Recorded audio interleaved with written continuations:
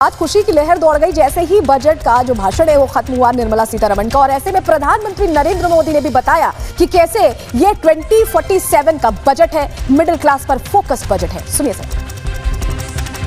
अब इस बजट में 12 लाख रुपए तक की आय को टैक्स से मुक्त कर दिया गया है। सभी आय वर्ग के लोगों के लिए टैक्स में भी कमी की गई है।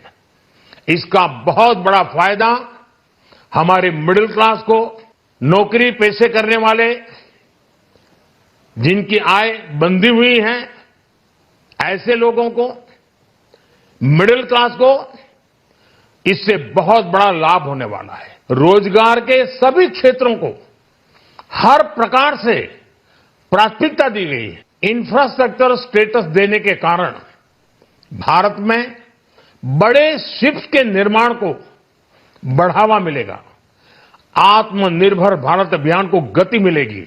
और हम सब जानते हैं कि शिप बिल्डिंग ये सर्वाधिक रोजगार देने वाला क्षेत्र है। देश में टूरिज्म के लिए बहुत संभावना है। महत्वपूर्ण 50 टूरिस्ट डेस्टिनेशन, वहां पर जो होटल्स बनाएंगे, उस होटल को पहली बार इंफ्रास्ट्रक्चर के दायरे में लाकर टूरिज्म पर बहुत बल दिया है।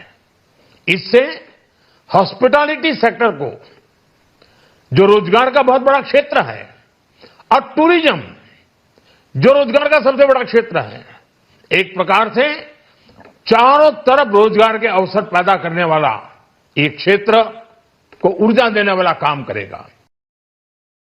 रोजगार के अवसर पैदा करने वाला ये बजट है। हर क्षेत्र में ऊर्जा आएगी और ऊर्जा के साथ रोजगारों का सृजन होगा, लोगों को नौकरियां मिलेंगी और बेहतर भारत का भविष्य निर्माण करने में ये बजट बहुत निर्णायक साबित होगा, ऐसा प्रधानमंत्री नरेंद्र मोदी कहते सुनाई दिए। वहीं योगी आदित्यनाथ ने भी कहा कि ये जो बजट है, 4 तत्व जो जरूरी तत्व है पूरे भारत के विकास के लिए, उन पर केंद्रित है। क्या कहा योगी आदित्यनाथ ने, उनको भी सुनिए।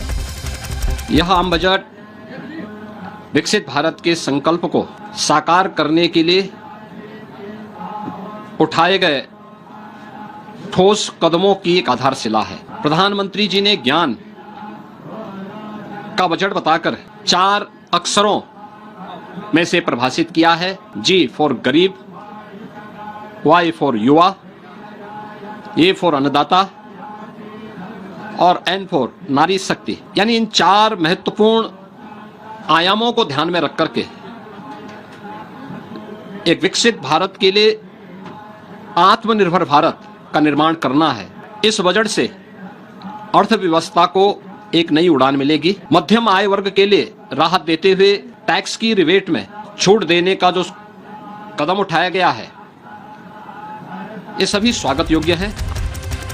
तो आपने सुना योगी आदित्यनाथ कह रहे थे कि 4 तत्व बजट में शामिल हैं। वो 4 तत्व क्या हैं? पहले उनकी जानकारी ले लीजिए। चलिए जानकारी दीजिए। ये देखिए, ज्ञान फॉर्मूले पर खास तौर पर कहा किया गया है। गरीब, युवा, अन्नदाता और नारी, इस पर विशेष फोकस रहा है इस बार के बजट में। और कैसे फोकस रहा है, सबसे पहले गरीब वर्ग की बात कर लेते हैं। 1 लाख अधूरे घर पूरे किए जाएंगे, ये वादा है इस बार के बजट में। इसके अलावा अगला पॉइंट दीजिएगा।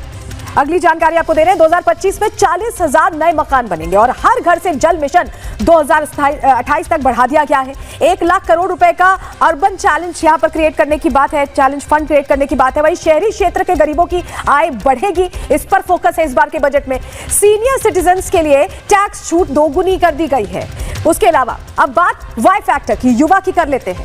स्टार्टअप के लिए 10,000 करोड़ रुपए का फंड मिलने वाला है। यानी अगर आप स्टार्टअप प्लान कर रहे हैं तो यह सबसे मुफीद समय है।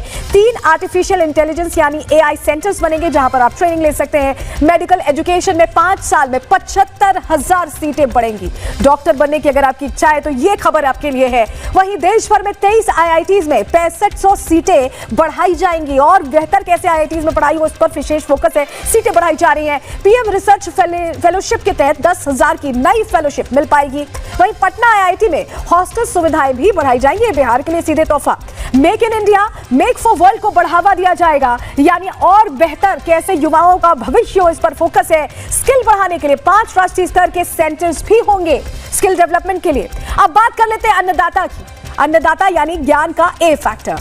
किसान क्रेडिट कार्ड बढ़ाकर 5 लाख रुपए कर दिया गया है किसानों के लिए। देश में पीएम धन धान्य कृषि योजना शुरू की जाएगी। इसके अलावा डेयरी मछली पालन के लिए 5 लाख का लोन का भी प्रावधान रखा गया है। वहीं समुद्री उत्पाद पर कस्टम ड्यूटी 5% तक की छूट यहां पर मिलने वाली है। इसके अलावा बिहार में किसानों के लिए मखाना बोर्ड का गठन किया जाएगा। इसकी मांग उठ रही थी और अब बिहार को यह तोहफा दे दिया गया है।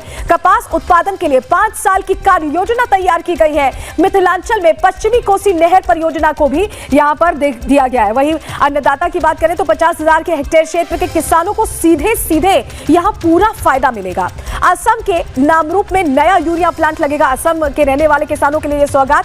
तो ये अन्नदाता की बात हो गई और अब बात करते हैं नारी की, यानी ज्ञान के एन फैक्टर की। अब समझिए, SC ST की महिला उद्यमियों के लिए विशेष लोन का प्रावधान करने जा रहे हैं इस बार इस बजट के जरिए। वहीं पहली बार उद्यमी महिलाओं को 2 करोड़ का टर्म लोन भी मिलेगा, यानी महिलाएं भी कैसे और सुदृढ़ हो, इस पर पूरा फोकस मोदी गवर्नमेंट का दिखाई दे रहा है। और यही वजह है कि निर्मला सीतारमण ने इसको लेकर बड़े ऐलान किए हैं। तो आसान भाषा में पहले ज्ञान फॉर्मूले पर कैसे फोकस था, ये तो हमने आपको बता दिया। और चलिए अब जरा आपको बताते हैं कि कैसे अलग अलग, सिर्फ ज्ञान पे ही नहीं बल्कि अलग अलग फंड्स पर भी विशेष फोकस रहा है। अलग अलग विंग्स पे कहें अगर, भारत को बेहतर बनाने के लिए फोकस रहा है। कैसे फोकस रहा है, कहां एलोकेशन हुआ है फंड्स का बजट में, चलिए जानकारी आपके सामने रख रहे हैं, आपको बता रहे हैं। दरअसल समझिए, सबसे पहले रक्षा मंत्रालय, डिफेंस का जो बजट है 4.91 लाख करोड़ रुपए का यह बजट रहा है। वहीं ग्रामीण विकास मंत्रालय के लिए 2.66 लाख करोड़ का विकास का यह फंड जारी किया गया है। गृह मंत्रालय की बात करें